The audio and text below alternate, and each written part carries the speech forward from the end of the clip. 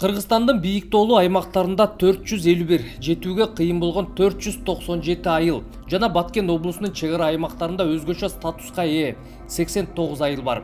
Дал ушул аймактарда жашагандарга, тагыраагы 14 жашка чейинки балдарга, айылдыктарга көмөк деген аталышта жөлөк пулдун жаңы түрүн киргизүү сунушун Адахан Мадумаров көтөрүп, мыйзам долбоорун иштеп чыккан.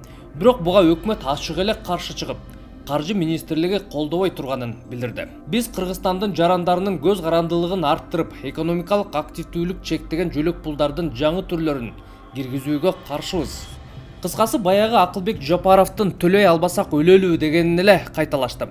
Баш мыйзам боюнча жашоо куржунунан жөлөк пул төмөн болбошу керек да деп Адахан Мадумаров Жапаровго кайрылгандагы жообу эсиңерде болсо керек. Төлөбөсөк өлөйлүбү? Төлөбөсөк өлүп калайлыбы? Төлөй албасаңар иштей албайбыз дегиле. Биз конституцияны аткарбайбыз дегиле. Аз камсыз болгон үй бүлөлөрдөгү балдарга берилип жаткан социалдык жөлөк пул конституцияда белгиленген талапка жооп бербейт жана 82% аткарылбай келет. Бул өкмөт конституцияны аткарбай жатат деген сөз. Ушундан улам Мадумаров шарты татаал аймактардагы элге жардам болсун, чек арадагы жашагандарга көмөк болсун деп мыйзам сунуштаса, ага каршы чыгып жатышат.